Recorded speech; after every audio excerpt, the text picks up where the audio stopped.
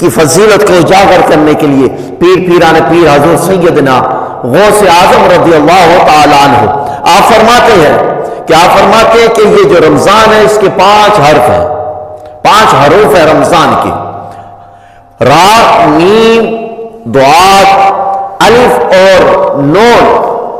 یہ جو را ہے، یہ را صرف عبارت ہے رضوان خدا سے، را عبارت ہے کس کی؟ رضوان خدا سے۔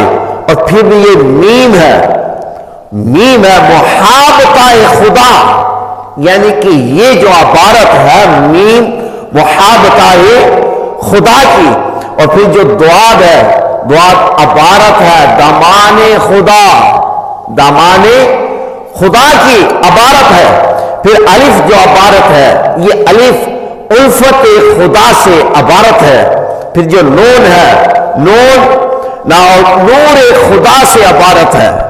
یعنی یہ 5 حرف را، میم، ضاد، الف اور نون، یہ 5 حرف رب کائنات کے ایک عبارت لکھتے ہیں۔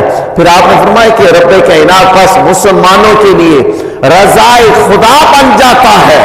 رمضان آتا ہے تو رب رضائے خدا بن جاتا ہے، رمضان آتا ہے پھر رب کائنات محابتہ خدا بن جاتا ہے، رمضان آتا ہے پھر خود رب کائنات دامان خدا بن جاتا ہے، پھر الفت خدا بن جاتا ہے، اور پھر نور خدا بن جاتا ہے۔ اور نور خدا بننے کے بعد رب کائنات اپنے بندے کی بخشش فرما دیتا ہے۔